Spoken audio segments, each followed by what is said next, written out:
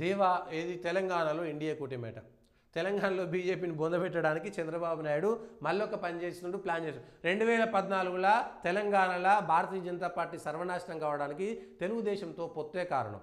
తెలుగుదేశమే కనుక పొత్తు లేకుండా ఆంధ్ర మాదాన్ని వెళ్ళిపోయి ఉంటే తెలంగాణలో భారతీయ జనతా పార్టీ బలపడేది. ఆ రోజు భారతీయ జనతా పార్టీ బలమైనటువంటి ప్రదర్శన చేసేది. అధికారంలోకి రాకపోయినా వెంటనే బీజేపీ బలపడేది. కానీ తెలంగాణలో ఉన్నటువంటి కొందరు బీజేపీ నాయకులు, చంద్రబాబు నాయుడు అడుగులకు మడుగులొత్తినటువంటి కొందరు బీజేపీ నాయకులు, అరే తెలంగాణ ఆంధ్ర అనేటువంటిది వచ్చింది, తెలంగాణ ఇంకా సెంటిమెంట్ చాలా దృఢంగా ఉన్నది, చంద్రబాబు నాయుడుకి వ్యతిరేకంగా నడుస్తున్నది అనేటువంటి విషయాన్ని పక్కకు తీసుకుపోయి మర్చిపోయినటువంటి బీజేపీ నాయకులు నలుగురు మేము గెలిస్తే చలుకున్నటువంటి వాళ్ళు 10 మంది, లేకపోతే కొందరు ఒత్తిడికో అవసరాలకో 2014లో భారతీయ జనతా పార్టీ నష్టపోయినటువంటి విషయాన్నైనా గుర్తుంచుకోవాల్సినటువంటి అవసరం ఉంది. 2018లో కాంగ్రెస్తో తెలుగుదేశం పొత్తు వల్లనే రెండవసారి టీఆర్ఎస్ పార్టీ అధికారంలోకి వచ్చింది. కాంగ్రెస్ పార్టీ నష్టపోయింది. అరే తెలంగాణలో చంద్రబాబు నాయుడు పెత్తనం చేస్తాడట, ఇక్కడ ఆయనే నడుస్తుందట అనేటువంటి విషయం అదే నడుస్తుంది.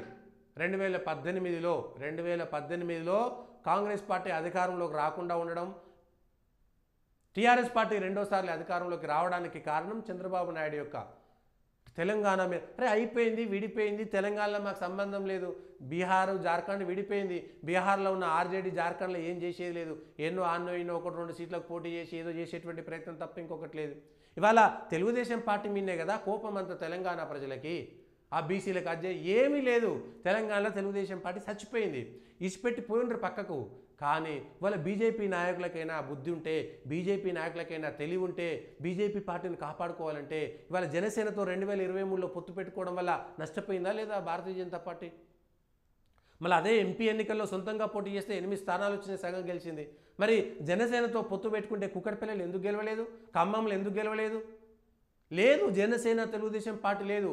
తెలంగాణలో మళ్ళా ఎన్డీఏ కూటమి పేరు మీద ఇక్కడ కూడా మళ్ళీ ఏదో రెచ్చగొట్టేటువంటి ఎన్డీఏ కూటమి ఏర్పడితే తెలుగుదేశం బీజేపీలో చేరడానికి బీఆర్ఎస్కు చెందిన పలువురు నాయకుల ఏర్పాట్లు.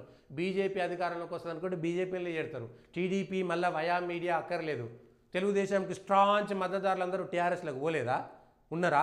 తెలుగుదేశాన్ని పట్టుకొని అట్లనే ఉన్నారు. ఇవాళ ఒక్క నాయకుడు కూడా లేడు, తెలుగుదేశానికి సంబంధించి ఒక్క నాయకుడు లేడు. ఏమో అడపదడప అక్కడ ఇక్కడ పోలేనటువంటి వాళ్ళు, చంద్రబాబు నాయుడు మోచేతి నీళ్ళు తాగేటువంటి వాళ్ళు నలుగురు ఇంకా తెలుగుదేశం పార్టీలో ఉంటే ఉండవచ్చు. కానీ తెలంగాణలో తెలుగుదేశం పార్టీ లేదు, ఖమ్మంలో లేదు, ఖమ్మంలో ఉండే చోట లేదు, లేకపోతే ఆంధ్రలో ఉండే చోట లేదు, లేకపోతే ఎక్కడా లేదు. చచ్చిపోయినటువంటి పార్టీని తీసుకొచ్చి బీజేపీ కూడా చచ్చిపోతుందా? బీజేపీ నాయకులు ఆలోచించుకోవాలి, బీజేపీ కార్యకర్తలు ఆలోచించుకోవాలి. బీజేపీ కార్యకర్తలారా, బీజేపీని చంపేటువంటి కుట్ర ఇది. భారతీయ జనతా పార్టీని తెలంగాణలో చంపేటువంటి కుట్ర ఇది గనక జరిగితే, జనసేన మళ్ళా తెలుగుదేశం పార్టీ కలిసి వస్తే గనక ఖచ్చితంగా మళ్ళా టీఆర్ఎస్ పార్టీని అందలం ఎక్కించడానికి, టీఆర్ఎస్ పార్టీకి మళ్ళా సెంటిమెంట్ రాజేయడానికి ఉపయోగపడుతుంది తప్ప భారతీయ జనతా పార్టీ చచ్చిపోతుంది. 35% సొంతంగా ఓట్లు వచ్చినాయి బీజేపీకి. ఇంకా కొంచెం కష్టపడితే 50%, 45% వస్తాయి, గెలుస్తుంది. 8 చోట్ల గెలిచింది. మొన్న పార్లమెంట్ ఎన్నికల్లో 40-50 చోట్ల భారతీయ జనతా పార్టీ ఆధిక్యత కనపరిచింది. ఇంకొక 10 స్థానాలను చూసుకుంటే వచ్చేస్తుంది.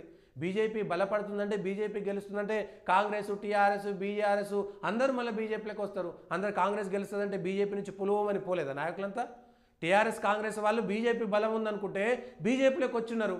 మళ్ళా 3 నెలలు 4 నెలల ముందు బీజేపీలో ఉన్న నాయకులంతా కాంగ్రెస్ అధికారం ఎక్కడుంటే అక్కడ పోయేటోళ్ళు అనేక మంది ఉంటారు, చాలామంది వస్తారు.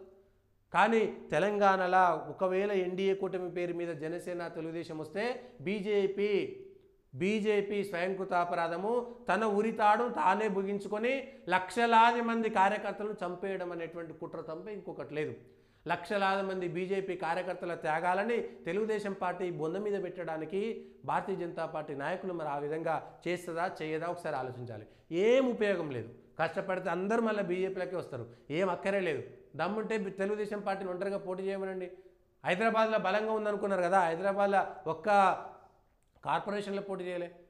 ఆంధ్రలో చంద్రబాబు నాయుడు ఓడిపోతే తెలంగాణలో తెలుగుదేశం గురించి మాట్లాడలేదు. అక్కడ బలం రాగానే ఆంధ్రలో అప్పులు చేసి సంపాదించిన పైసలని మళ్ళీ తెలంగాణలో పెట్టాలనేటువంటి ప్రయత్నం. అట్లా ఆంధ్రలను కూడా మోసం చేస్తున్నట్టే తెలుగుదేశం పార్టీ.